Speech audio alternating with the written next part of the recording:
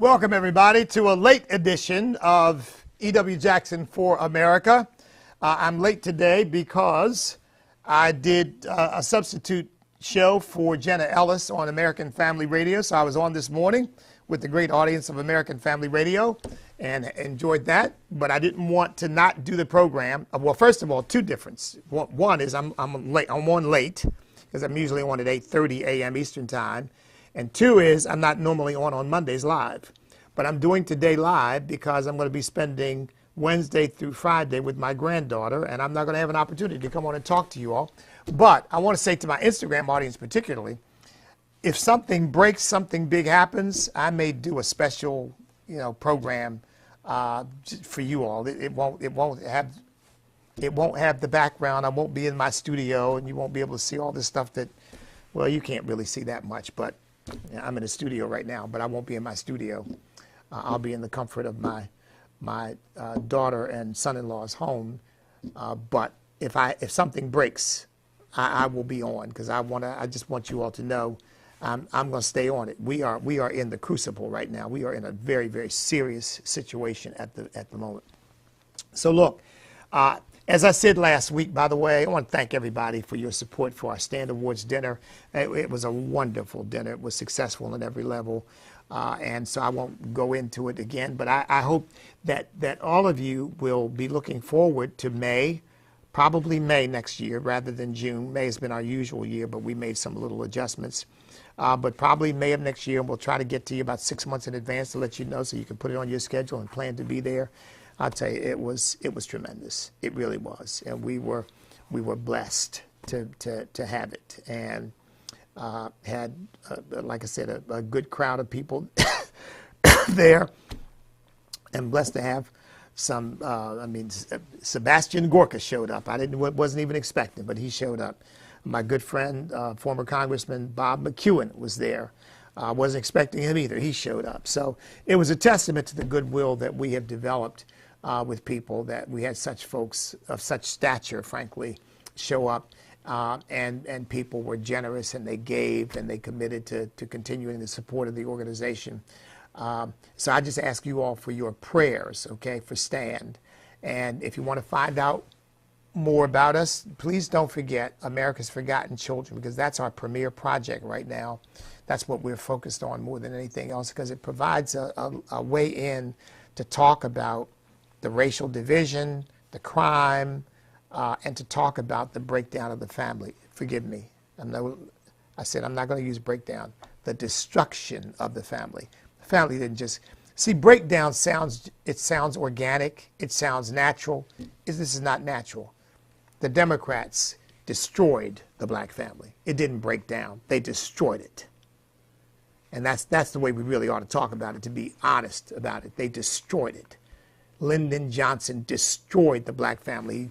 This Great Society program turned out to just be a family boondoggle. I mean, one of the worst things that ever happened to the black community, frankly.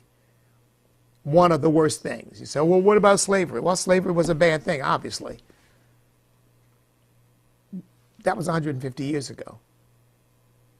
But what they started in the 1960s is still having impact today. And it is causing it is really the root cause of the scourge of crime. It's not poverty, it's not racism, it is family disintegration that has caused all of the crime and the street terror that is going on in the inner cities of our country right now. And that's what we've got to address. That was one of the reasons why I ran for president too, because nobody's really talking about rebuilding the family. Because I was chatting with a friend of mine, another minister, and was saying, because it's hard work.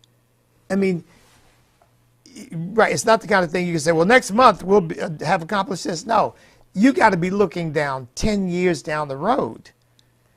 And you've got to be working and measuring and trying to figure out how you instill values in people that will cause family cohesion rather than disintegration and destruction.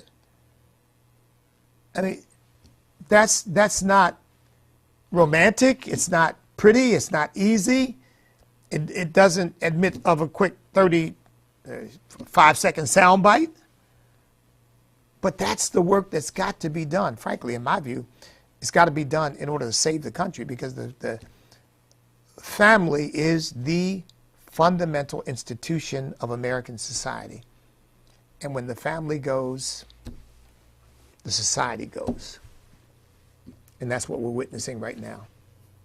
And the greatest enemy of the family in America right now is the Democrat Party. They are enemies of the family. And so,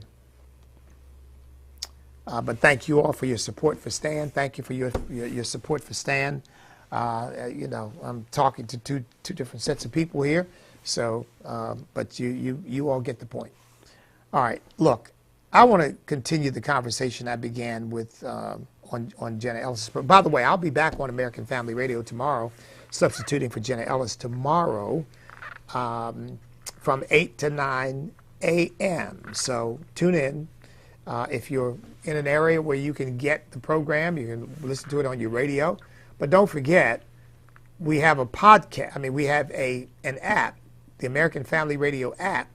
And once you have the app, or you can go on the website, afr.net, but you have the app, you can listen to all the programming. So you don't need to have a radio station in your area in order to listen. So get the app if you don't have it, or just go to the website, afr.net, and that way you can listen to the program tomorrow between 8 and 9, and I'll be back on substituting for her. But here's what I talked about, and I want to share it again with you all. You know, I really believe this, folks. And I mean, this is coming from somebody who ran for president. As I've explained before, people say, well, you're a long shot. I said, well, everybody's a long shot except Donald Trump. I say, and if you're running because you think you're going to beat Donald Trump, you better find another reason. Now, sure, you run and you think, who knows what might happen. But in the normal course, if you're running to beat Donald Trump, you're wasting your time. You've got to have another reason. And of course, I was running to bring God back into the public square, to say America needs God, that America doesn't work without God, that our rights and our liberties and our freedoms come from Almighty God. Blessed is the nation whose God is the Lord. That was the reason why I ran. That's why I jumped into it, to say that. To say what, frankly, Donald Trump's not saying and nobody else is saying. And I'm not faulting Donald Trump for not saying. It's just not his thing, all right? It's just not who he is. I believe that Donald Trump is an ally of the Christian community, but Donald Trump's not a preacher of the gospel of Jesus Christ. So I was running as a preacher of the gospel of Jesus Christ to bring God back to the center of our culture. Now, if I got elected president, I realized I wouldn't be pastor of the country. I'd be president of the country, president of the United States. But those values would have informed what I do. By the way, some people have said to me, you know, Donald Trump ought to choose you as his vice presidential running mate. I'm flattered, but short of divine intervention and an almost an unimaginable miracle, that ain't gonna happen. Okay, I'm not even on Donald Trump's radar. I've never even been part of Donald Trump's inner circle. I mean, I only met the man one time. Of course, there are people who've been around him a lot. The circle of ministers that kind of surrounded him, I was never invited into that circle. So, and don't ask me why, I don't know. It's just the way it worked out. And I'm not upset about it or bitter about it or anything, you know, because I believe I've got plenty to do. So it is not as if I've been left with a vacuum in my life trying to figure out something to do. I've got plenty to do. This day is just another example of it. I got one thing after another to do today. I started with a radio program at 8. Now I'm doing this. And after this, I got something at 10. I got something at 11. I got something at 12. I got something at 1. I got something at 2. I got something at 2:30. And I'm not exaggerating, folks. So believe me, I'm not supposed to sit around and how come I couldn't go to? I don't have the moments. I don't have the luxury to do that. Okay, so, but look, you all know I am all in for Donald Trump. I am all in for Donald Trump. Because with all of his flaws, with all of his failings, and he does have them, obviously, so do I, so do you, he is really the best hope we have of saving this country, short term at least. He really is. So I'm all in for Donald Trump. So here's what I talked about. Who would have thought, right, that a billionaire, formerly a billionaire playboy, but a billionaire, would end up attracting black voters because they identify with him as somebody who has been mistreated by the criminal justice system. Now, folks, that to me is staggering. It really is. And that to me shows, is part of the proof that the hand of God is on Donald Trump. You know, I've put it this way. I don't know whether Donald Trump's hand is in God's hand, but I know that God's hand is on Donald Trump. I mean that, folks. I mean that. I really believe God is doing something here. And that Donald Trump is really just blessed to be the right person at the right time, and God is using him. And because, look, everything they do to Donald Trump to try to destroy him ends up making him stronger. So they convict the man. I mean, we have now, running for president of the United States, a convicted felon. And, you know, you say that, and it almost, it sounds unreal. It's like, no, that can't be right. Say that again. That can't be right. No, you can't. That can't be right. Well, frankly, in my view, the conviction is preposterous. It is ridiculous. It is absolutely ludicrous. But nevertheless, this George Soros puppet, Alvin Bragg, has convened a criminal case, got a grand jury to indict him, brought a criminal case, and got a bunch of New York liberals to convict Donald Trump of, I'm not even going to get into it, because at this, to date, I don't really even know what they convicted the man of. I mean, because it is so ridiculous. But nevertheless, he is a convicted felon. I'm pretty sure he will not be able to vote for himself in Florida. I'm pretty sure. Some of these liberal states, a convicted felon can vote. Most states, a convicted felon cannot vote. Some states, they allow you to vote after you served your prison time. After you served your prison time.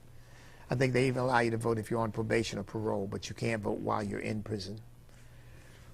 But Donald Trump is running for president, and look, all things being equal, this is still June, we're 5 months away from the election,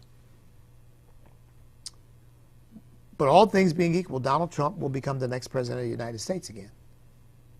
Now again, anything can happen between now and November, but if things continue on the track they're on, and we prevent the Democrats from cheating their way to victory, committing fraud to gain victory, Donald Trump will be president of the United States again. And here's the kicker.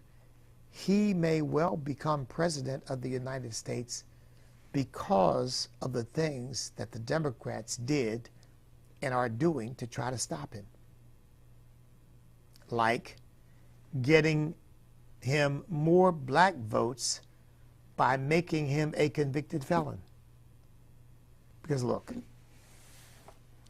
1 out of 3 black men, on my understanding, the latest data I've seen, 1 out of 3 black men has a felony on their record. 1 out of 3.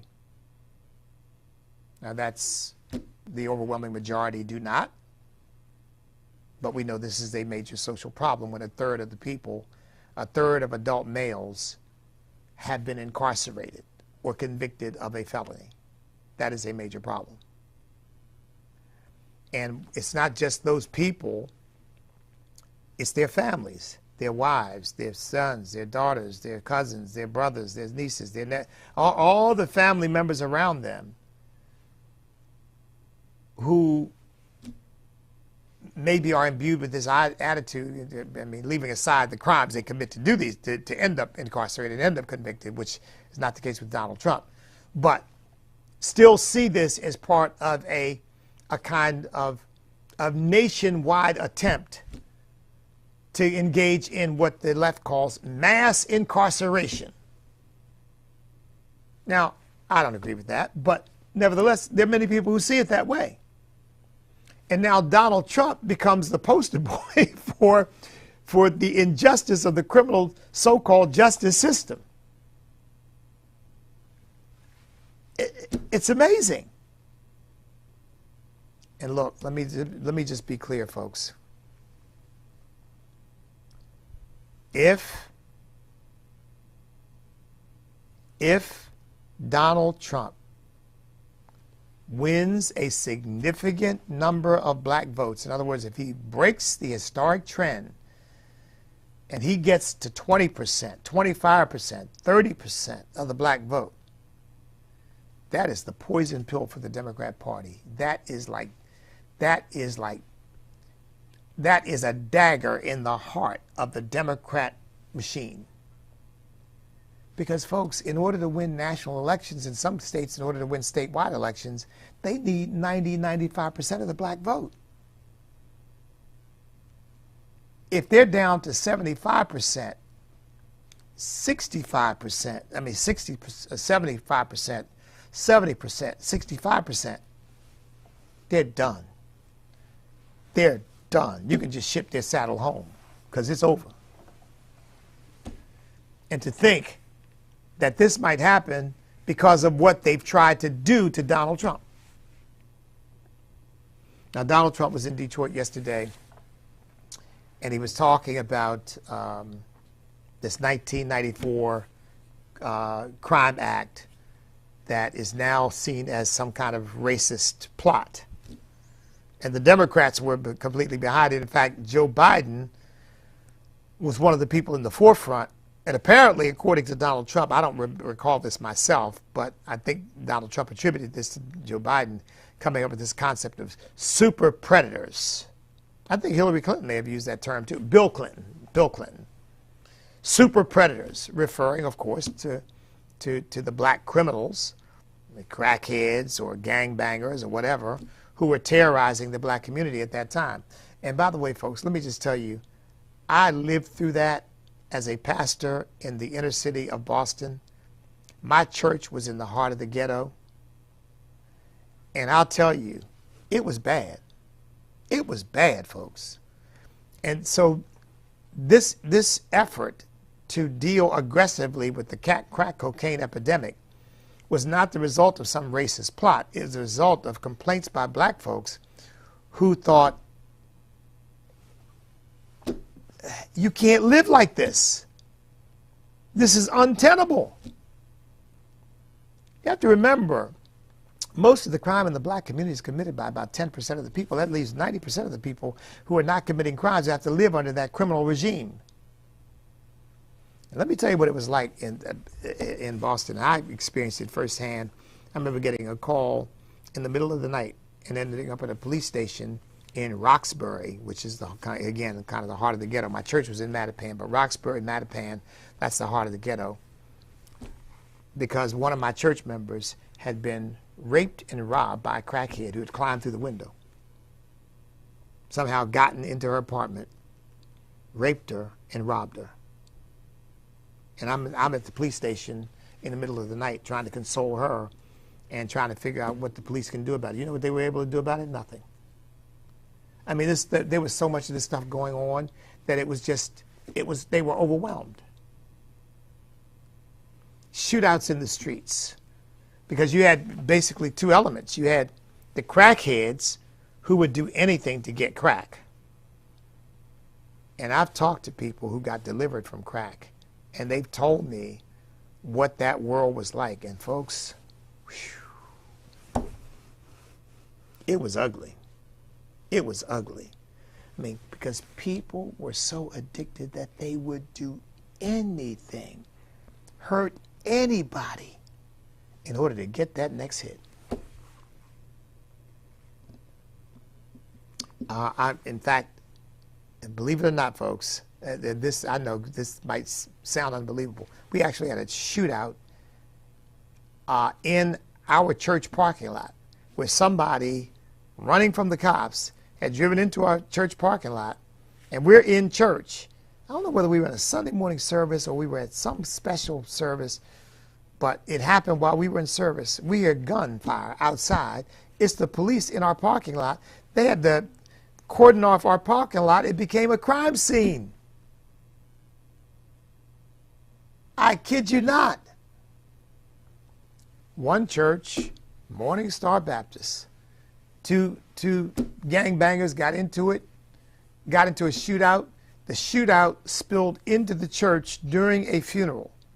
And they literally shot it out in the church with people hiding under pews, scrambling for the doors, while these two guys shot at each other in the church in the middle of a funeral. And I just gave you two examples. I mean, I could go on. This was real. But of course, now the Democrats are running from it because, it's been recharacterized as, a racist plot and mass incarceration and all of that. And look, my attitude was always punish powder cocaine the same way you punish crack cocaine, and that way you don't have a problem. Harsh punishment because this stuff is bad. And by the way, this idea that crack cocaine was cheaper, therefore, you could. And they say one hit was enough to addict you. But from everything I know, powdered cocaine is no different. Just more expensive. And once you get addicted to powdered cocaine, you would do anything to get your next hit. I mean, it is a serious addiction. It's not a joke. Punish them both. But the effort to punish crack cocaine was based upon the hue and cry of the black community saying, what is going to be done about the murder and mayhem that is taking place in this community? I can't tell you how many prayer vigils I had where people got gunned down in the streets, young children murdered. You all know I have a project called America's Forgotten Children. There it is right there. Go to that website, americasforgottenchildren.com. .com or .org should get you there. 624 murdered children in America since 2020. 624. Not gangbangers, not teenagers out in the middle of the night doing what they got no business doing. No, kids sleeping in their beds, playing in their yards, riding their bikes up and down the street, in their parents' cars, murdered because some gangbangers decided that they were going to take somebody else's life and ends up taking the life of some innocent child. 1 month old, 3 months old, 4 months, 1 year old, 2 years old, 4 years, 3 years old, 4 years, 5 years old. I mean, many of these kids are just young, innocent children. Bullets coming through their. In fact, the latest one, one of the most recent ones, a bullet came through the house and shot the girl dead. Legend Taliaferro, one of the earlier examples of this, just after coming out of the George Floyd debacle, that's where he was killed. He was killed sleeping in his bed at night when the bullet came through, shot him in the head and killed him instantly. So this kind of stuff really started in earnest, or there was an epidemic of it during the crack epidemic, and there was an attempt to deal with that, which now, of course, has been renounced. But who would have thought that a billionaire, Donald Trump, would have people looking at him saying the criminal justice system treated him unfairly, just like the criminal justice treated me unfairly, I can relate to Donald Trump. That's what we've got. I can relate to Donald Trump. You know, that's why I say the hand of God is on Donald Trump, because whatever they try to use against him ends up working for him. Now, I wanted to get into, by the way, I interviewed Bob Good on the radio program toward the end of it. You all know that tomorrow is election day here in Virginia, and congressional election primaries are being held. Bob Good is on the ballot, and he does have an opponent. I know them both. His opponent is somebody I know. And by the way, somebody I like. I don't like him for this office, but I know him and like him personally. And in fact, you know, and folks, forgive me, this is just a little footnote off the beaten path, but I need to say this. You know, I still do not understand why people in politics, well, forgive me, that's not right. I do understand it.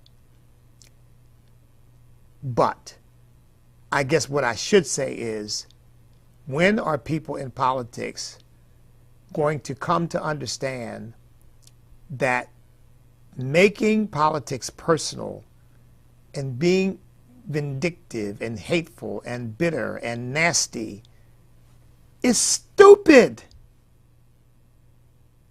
Not to mention sinful. You have to answer to God for all that stuff. See, I refuse to do that. I want Bob Good to win this primary. If he doesn't win, I'm not going to hate his opponent.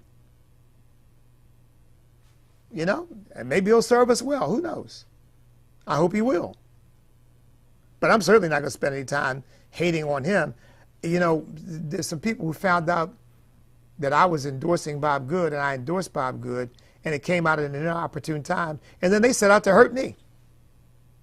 I mean, but again, you know, people are going to answer to God for this stuff. That's what they don't know. They're going to answer to God for it. But not going to answer to me. I'm not going to seek any vengeance. When people behave that way, I know to stay away from them, because I know that they have no integrity, they have no honor, they have no decency.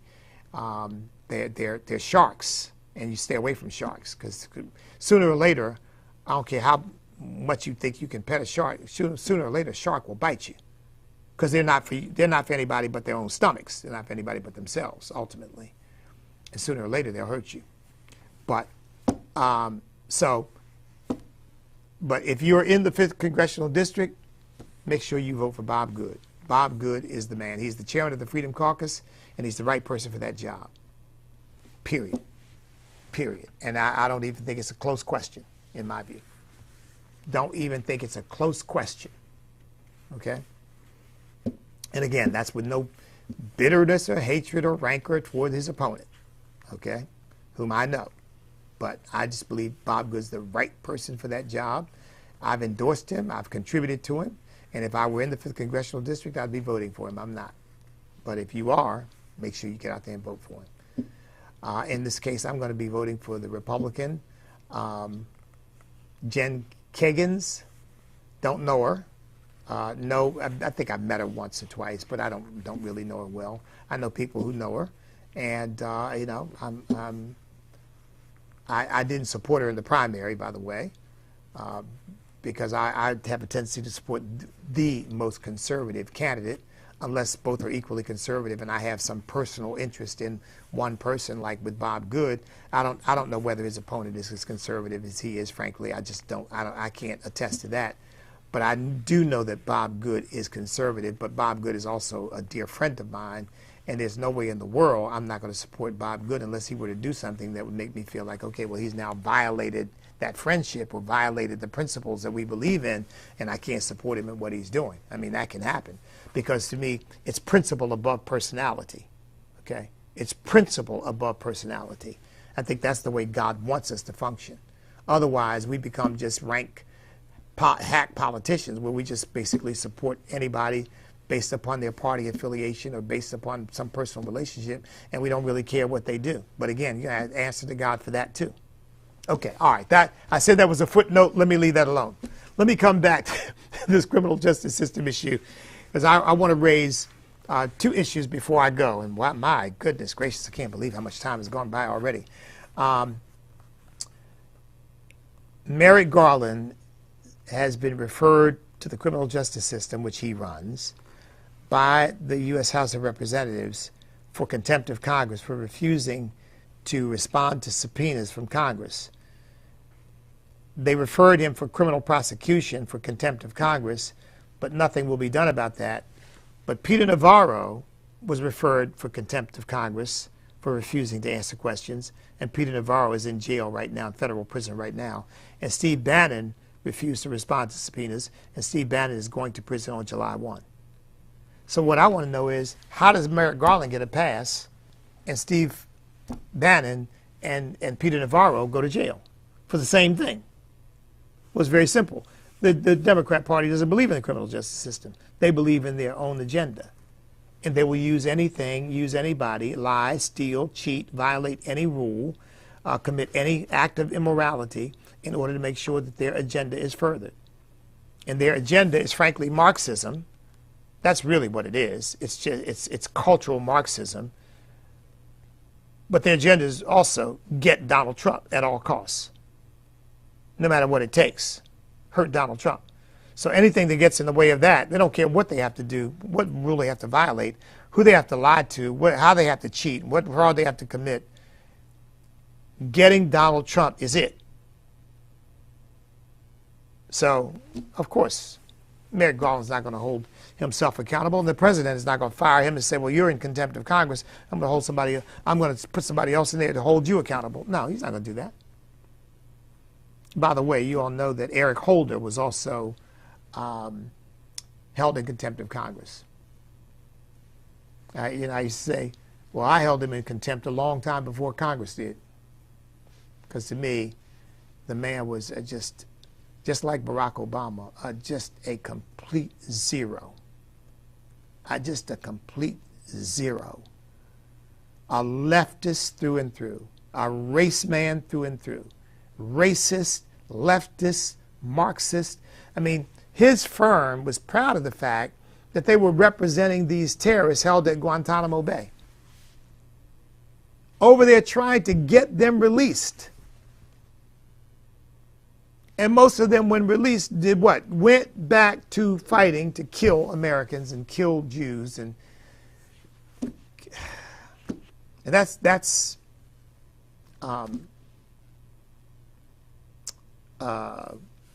what's his name? But that, you know, Eric Holder. That's Eric Holder. I was bringing Eric Holder and Merrick Garland together, but that's Eric Holder. So, do you trust the criminal justice system? That's the question I asked on the radio this morning. I tell you, to me, it's a complicated answer, because my trust for the criminal justice system has eroded significantly. Because I think when leftists are in charge, it's not about the rule of law. It's simply about using it to reward your friends and punish your enemies. That's a banana republic. That's a third world country, folks. It's not a constitutional republic. That's not the illustrious United States of America. That's not the way we behave. But that's the way the Democrats behave. That's the way they roll. And it's disgusting. And it's corrupt. Thoroughly corrupt. And you know what? The callers in on American Family Radio, when I asked them, you know what everybody said, no, I don't trust the criminal justice system anymore. I don't trust it. You want to lock Donald Trump up, but you want to release violent criminals on the streets of our cities to carjack and rape and murder and do surprise assaults against people that put their lives in danger. And you want to justify all of that, but you want to put Donald Trump in prison. How does that work? And of course, now Donald Trump has turned the tables on them, because of course Joe Biden and Bill Clinton and I think Hillary as well were in the forefront of passing the 1994 Criminal Justice Act that punished crack cocaine very severely, use of crack cocaine, dealing crack cocaine. And of course, later on, that became a racial issue because they said, well, crack cocaine was used primarily by black people, powder cocaine by white people, so they were punishing black people more than white people. Now, all of a sudden, those same leftists, those same Democrats, oh, mea culpa, mea culpa, mea culpa. We didn't really mean it. We got caught in a racial trap. As I said, folks, I lived through that crack epidemic in Boston. It was horrific. It was horrific. So, in fact, I spoke at Old Dominion University before with a group that was assembled. It was the NAACP, the Black Student Union, and the Republican Club at ODU that all came together to have me come speak to them all. And it was interesting because the head of the NAACP ended up agreeing with me more than disagreeing. But one kid stood up and he said, how can a black man make it in America when if he uses crack, he goes to jail for years, but white guy uses powder cocaine and he may not go to jail at all, maybe get a slap on the wrist. And I said to him, I said, have you ever considered not using crack or powdered cocaine or using drugs at all? And I'm serious. He looked at me and paused for a second and said, I hadn't thought about that. I thought to myself, look, we want the criminal justice system to be fair. Of course we do, right? Of course we do. But my goodness, we are spending no time developing people internally and morally and spiritually so they don't come into the clutches of the criminal justice system. Leaving aside going after people like Donald Trump for nothing. But you know, I said, I haven't had to face the dilemma of more punishment for crack or powder because I don't use any of it.